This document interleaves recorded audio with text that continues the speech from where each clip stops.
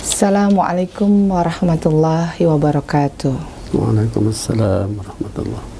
Bismillahi masyaallah, la yasukul khaira illallah. Bismillahi masyaallah, la yasrifu su'a illallah. Bismillahi masyaallah, ma kana min ni'matin faminallah. Bismillahi masyaallah, la haula wala quwata illa billahil aliyyil azim. Rabbi syrahli sadri wa yassirli amri wahlul 'uqdatam min lisani yafqahu qawli, amma ba'd. Dengan nama Allah yang segala sesuatu terjadi dengan kehendaknya. Tidak ada yang mendatangkan kebaikan kecuali Allah. Dengan nama Allah yang segala sesuatu terjadi dengan kehendaknya. Tidak ada yang menyingkirkan keburukan kecuali Allah. Dengan nama Allah yang segala sesuatu terjadi dengan kehendaknya. Tidak ada kenikmatan melainkan dari Allah. Dengan nama Allah yang segala sesuatu terjadi dengan kehendaknya. Tiada daya untuk berbuat kebaikan kecuali dengan pertolongan Allah. Dan tiada kekuatan untuk menghindar dari perbuatan maksiat kecuali dengan perlindungan Allah yang maha tinggi dan maha agung. Alhamdulillah, di kesempatan pagi hari ini kita dapat bertemu kembali dalam podcast Penais Zawa DKI Jakarta, yang pada kesempatan di pagi hari ini narasumber kita sudah hadir, Al-Mukarram Ustadz Haji Ruspendi Effendi SAG. Assalamualaikum Ustadz. Waalaikumsalam warahmatullahi wabarakatuh. Puji syukur kita panjatkan kehadirat Allah Subhanahu wa taala yang telah memberikan kepada kita nikmat iman, nikmat sehat walafiat, sehingga kita dapat menyapa kembali kepada sahabat Penais Zawa. Alhamdulillah, narasumber kita pada pagi hari ini adalah Ketua Ikatan Penyuluh Agama Republik Indonesia Provinsi DKI Jakarta, dan juga beliau adalah penyuluh agama Islam Kota Jakarta Timur. Yang dalam hal ini dengan temanya adalah memahami perintah dan larangan Allah Subhanahu wa taala. Salawat dan salam tak lupa kita haturkan kepada junjungan kita Nabi besar Muhammad sallallahu alaihi wasallam yang telah membawa kita minadzulumati ilan nur. Semoga syafaatnya sampai kepada kita semua. Sahabat Penais Zawa, marilah sama-sama kita dengarkan yang akan disampaikan oleh narasumber kita pada pagi hari ini. Tapi sebelumnya boleh saya nyapa dulu Pak? Iya. Pak Haji, gimana? Sehat? Alhamdulillah, sehat. Alhamdulillah. Kita sudah memasuki bulan Muharram ya Pak Haji? Sudah masuk bulan Sudah Muharram, masuk, ya?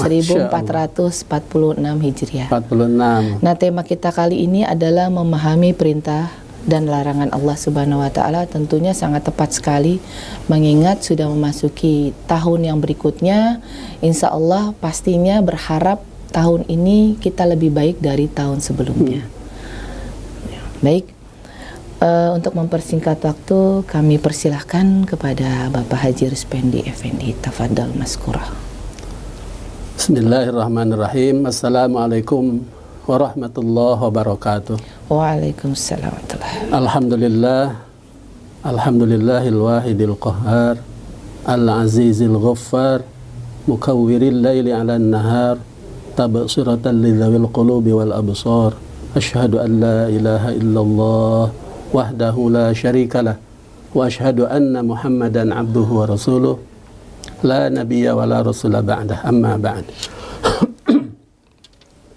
Alhamdulillah, kita panjatkan puji dan syukur kehadirat Allah Subhanahu wa taala. Pada kesempatan yang sangat baik ini kita dapat berjumpa kembali di podcast Penais Zawa, sahabat Jawa, Penais Zawa yang DKI Jawa. Penerangan agama Islam, zakat dan wakaf ya begitu. Jadi Penais Zawa ini singkatan. Alhamdulillah, gimana sehat Ustazah? Alhamdulillah. Alhamdulillah ya, ini bi qudratillah kita bisa bermuajahah ya. Sebetulnya jadwal kita tanggal 8 ya. Iya betul. Ya mungkin karena teman kita Ibu Esther sedang berhalangan, jadi kita masuk di kesempatan yang baik ini. Baiklah, sahabat Penais Jawa yang sangat saya hormati, melalui kesempatan yang sangat baik ini saya ingin menyampaikan sesuatu yang menjadi bagian dari hidup kita, ya, yakni memahami perintah dan larangan Allah Subhanahu wa taala, Tuhan yang Maha Esa. Setiap orang itu akan nyaman, ya, ketika dia memahami aturan. Ya, sebagai manusia kan makhluk yang dimuliakan oleh Allah, hidup itu akan teratur dengan melalui peraturan. Sebagai gambaran yang mudah, gitu ya, bagaimana kita sebagai pengguna jalan lalu lintas akan merasa nyaman dengan aturan berlalu lintas. Salah satunya keberadaan lampu merah, ya. Sebetulnya lampunya itu ada 3 warna, ya, tetapi karena dominan merah jadi lampu merah. Ketika seseorang itu atau para pengguna jalan itu memahami sebetulnya kenapa sih harus ada lampu merah, kan begitu, ya. Nah, dia akan merasa nyaman karena dengan adanya lampu merah itu dia paham berlalu lintas akan berjalan dengan lancar, aman, gitu ya, dan sehingga nyaman dia. Nah, itu karena dia paham adanya peraturan itu ternyata memang buat kebaikan dirinya sendiri. Nah, sahabat Penais Jawa yang sangat saya hormati, Allah Subhanahu wa taala adalah zat yang maha sempurna, ya. Di antara kesempurnaannya tentu adalah pada aturan yang Allah Subhanahu wa taala turunkan untuk kebaikan kita manusia. Sebagai hamba Allah yang beriman, pasti, gitu ya, yakin betul bahwa Allah adalah zat yang maha sempurna, yang tidak ada sedikit pun kekurangan dalam segala hal, ya, termasuk dalam membuat peraturan untuk kita manusia, ya. Tidak mungkin Allah Subhanahu wa taala, zat yang maha sempurna itu, ya, memerintahkan sesuatu atau melarang sesuatu itu asal-asalan, gitu ya. Karena tadi kita sebagai hamba yang beriman yakin bahwa Allah zat yang maha sempurna. Nah, kesempurnaannya itu juga akan terpancar dalam aturan yang Allah buat kita. Yang aturan itu kan intinya adalah ada perintah dan larangan, ya. Nah, jadi dalam setiap perintah Allah pasti di situ ada kesempurnaan, ya. Dalam setiap perintah Allah. Kenapa? Karena Allah Maha tahu, ya, dan aturan itu sepenuhnya adalah untuk kebaikan kita manusia, bukan untuk kepentingan Allah, gitu ya. Nah, jadi pokoknya semua perintah Allah. Ketika Allah perintahkan sholat, Masya Allah, gitu ya. Kalau hambanya yang tidak memahami hikmah di balik perintah sholat, dia hanya akan menganggap sholat itu sebatas beban taklif saja, gitu ya.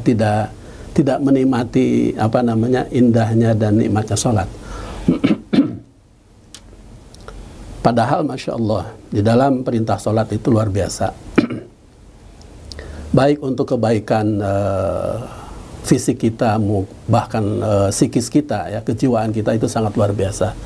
Berbagai penelitian, gerakan-gerakan sholat, ya, bacaan-bacaan sholat, bahkan khusyuk dalam sholat itu subhanallah. Itu sangat luar biasa, sangat luar biasa. Demikian halnya ketika Allah perintahkan kita untuk saum atau berpuasa, ya.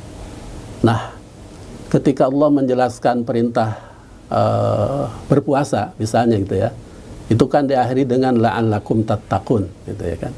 A'udzubillahi minasyaitonirrajim, ya ayyuhalladzina amanu kutiba alaikumussyiyam kama kutiba alal ladzina min qablikum la'allakum tattaqun. Artinya Allah jelaskan tuh tujuan daripada pelaksanaan saum itu agar kita menjadi hamba Allah yang terbaik, yakni hamba Allah yang bertakwa. Berbagai penelitian pun sama, ya, bahwa di dalam saum itu subhanallah menyimpan berbagai rahasia yang sangat luar biasa. ini diantara penjelasan yang bisa diterima oleh logika kita bahwa di dalam perintah Allah Subhanahu wa Ta'ala itu mesti ada sesuatu yang sangat berharga untuk kita, siapapun yang melaksanakannya. Ya, perintah berzakat. Zahirnya sih kelihatannya kalau hitung-hitungan matematis kan akan mengurangi kepemilikan kita ya dalam berzakat ya kan, dalam berzakat, dalam berinfak, bersedekah. Tetapi masya Allah ya, di balik pemberian yang kita berikan dan itu merupakan hak orang lain, sebetulnya subhanallah, di samping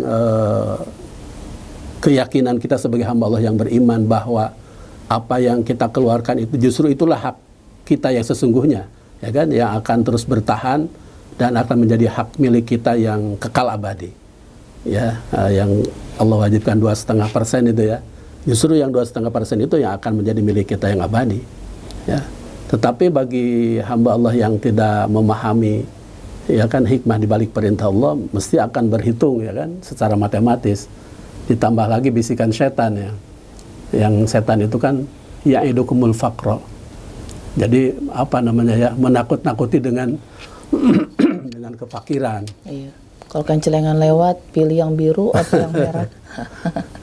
Itu karena hitung-hitungan matematis ya, gitu ya. Jadi kalau 1 juta diambil 25.000, hanya 25.000 kan dari 1 juta itu ya, untuk yang wajibnya 2,5%. Itu kan berhitung, wah akan berkurang gitu ya. Nah, tetapi bagi hamba Allah yang beriman tidak seperti itu.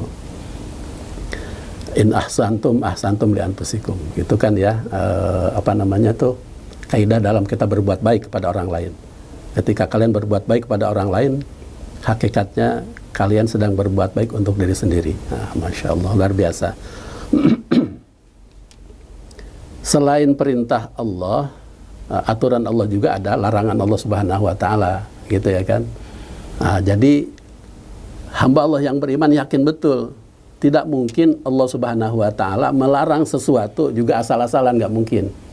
Beda mungkin sama kita ya kan, ketika memerintahkan anak untuk apa ya, hanya sebatas untuk kebutuhan kita aja.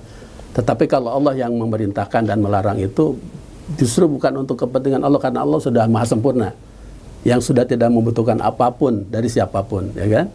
Nah, maka sepenuhnya keuntungan dari perintah dan larangan Allah Subhanahu wa Ta'ala itu sepenuhnya adalah untuk kita manusia.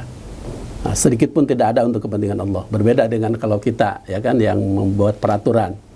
Nah, kadang-kadang yang menguntungkan untuk kita, kita buat ya. Tapi kan kalau Allah SWT tidak ada, ya kan, mesti sepenuhnya untuk kita. Ketika Allah melarang sesuatu, pasti di dalam larangan Allah Subhanahu wa Ta'ala itu ada sesuatu yang sangat berbahaya kalau kita lakukan. Nah, jadi kebalikannya dari perintah, ya kan. Allah Subhanahu wa Ta'ala melarang kita berbuat zina, wala taqrabuz zina, bahkan mendekatinya saja sudah tidak boleh. Masya Allah, luar biasa. Ternyata belakangan kita faham yang namanya free sex, ya, seks bebas itu mengakibatkan berbagai penyakit sosial yang sangat luar biasa, bahkan penyakit fisik juga yang sampai hari ini belum diketemukan obatnya ya.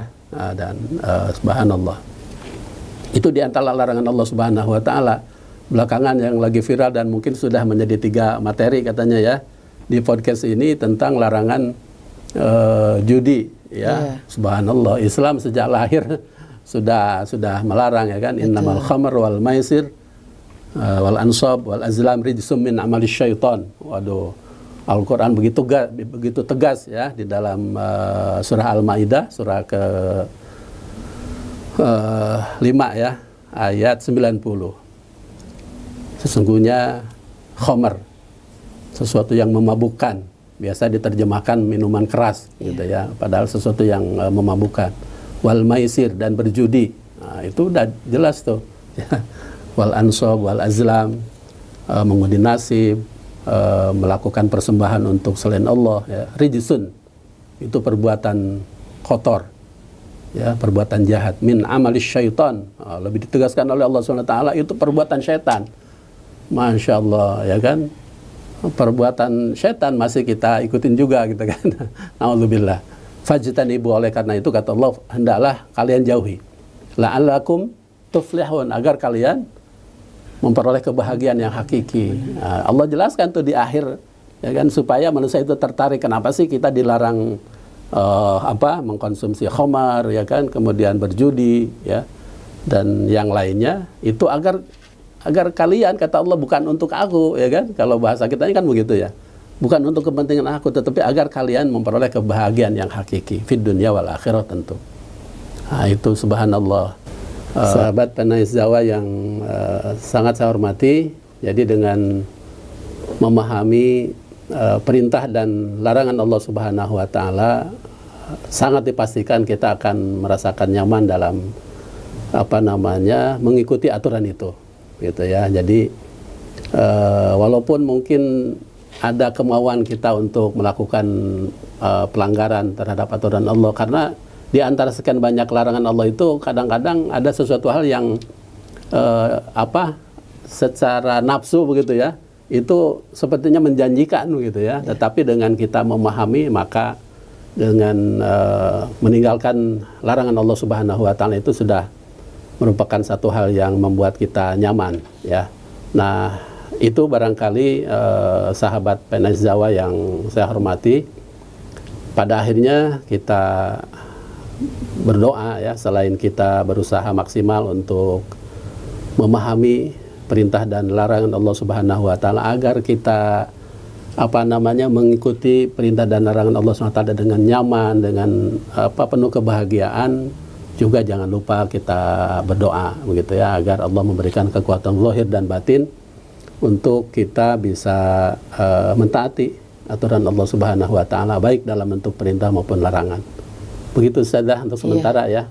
Baik, gini Ustadz, kan sebenarnya prinsipnya itu sebenarnya ketika kita bersyahadat, ya kan ya, asyhadu an la ilaha illallah wa asyhadu anna muhammadar rasulullah. Berarti otomatis namanya kita bersumpah ya, berjanji. Berarti kita harus melaksanakan ya. Dalam surat Al-Baqarah juga ayat 208, ya ayyuhalladzina amanu udkhulu fis-silmi kafah wa la tattabi'u khutuwati syaitan innahu lakum aduwwun mubin. Tapi kadang-kala banyak orang muslim itu yang tidak paham hal tersebut, apalagi sekarang, mohon izin Ustaz, anak-anak milenial sekarang ditanya rukun Islam aja nggak hafal, apalagi rukun iman. Itu kan menjadi miris. Nah, sekarang bagaimana tuh caranya untuk bisa agar mereka menyadari bahwa pentingnya mendekatkan dirinya kepada Al-Quran, sehingga dia akan mendapat derajat tadi la'allakum tattaqun. Gimana Ustaz? Iya. Baik, proses pengenalan gitu ya kepada generasi muda kita, anak-anak dan cucu-cucu kita ya, terkait dengan mentaati aturan Allah Subhanahu wa taala gitu ya. Maka menjadi tugas kita bersama ya, sebagai orang tua, karena mereka adalah amanah dari Allah Subhanahu wa taala. Dan tentu pemerintah juga ikut bertanggung jawab dalam hal ini untuk bagaimana membina mereka begitu ya, untuk memahami tentang aturan-aturan dari Allah Subhanahu wa taala yang kemudian di negara kita begitu ya, walaupun negara kita bukan negara agama ya, melahirkan berbagai aturan yang tetap beririsan bersamaan dengan aturan agama begitu ya. Maka sekali lagi menjadi tanggung jawab kita bersama orang tua untuk mengenalkan aturan-aturan hidup kita ya kepada anak kita, agar mereka juga bisa menikmati aturan itu ya, dengan sebab memahami aturan itu, tujuan akhir dari semua aturan yang ada itu, mereka insya Allah akan tadi ya, tidak merasa terbebani dengan segala macam aturan yang Allah Subhanahu wa taala turunkan kepada kita gitu ya. Jadi anak-anak kita memang sekarang sudah berbeda alamnya dengan kita ya. Jadi segala suatu hal ya yang mereka baca itu lewat media. Nah, maka kita juga, ini salah satu upaya kita dari IPARI begitu ya, untuk melalui media ini ya, agar bagaimana caranya mereka juga mudah-mudahan tersentuh dengan acara kita begitu ya. Jadi Tentu penanaman tadi ya, pendekatan mereka secara kekeluargaan di lingkungan keluarga itu menjadi satu hal yang sangat penting ya untuk mengenalkan berbagai hal kepada anak-anak generasi muda kita. Ya pendekatannya pendekatan apa namanya ya, personal gitu ya.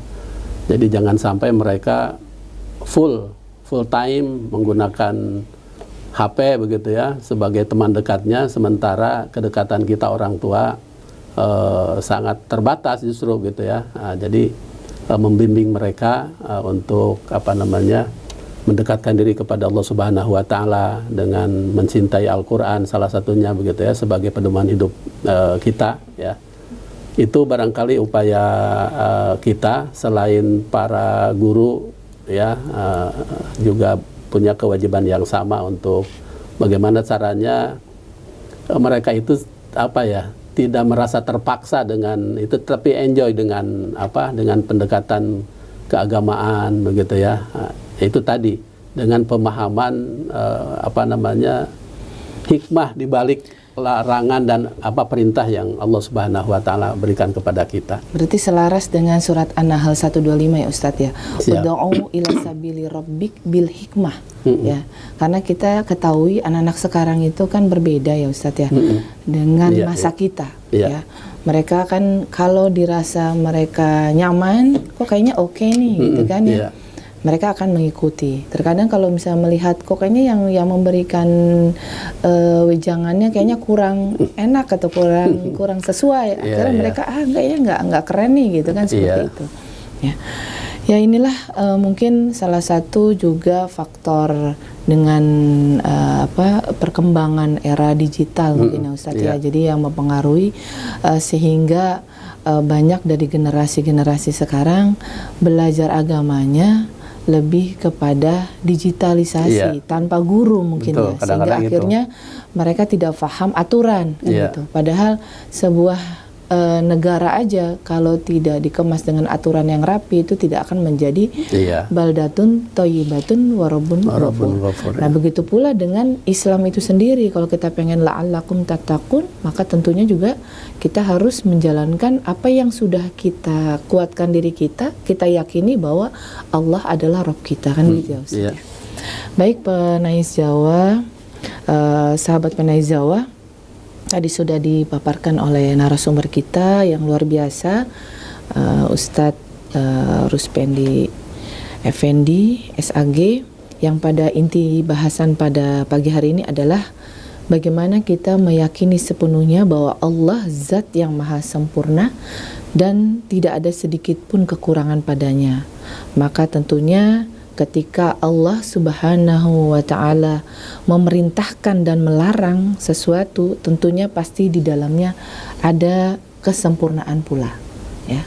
Baik, mungkin kita cukupkan pertemuan kita kali ini. Mungkin di lain kesempatan kita bisa bersua kembali. Siap, insyaallah. Saya aturkan terima kasih. Salam jumpa kembali kepada para sahabat Penais Jawa. Saya tutup dengan baca hamdalah. Alhamdulillahirabbil alamin. Assalamualaikum warahmatullahi wabarakatuh. Waalaikumsalam warahmatullahi.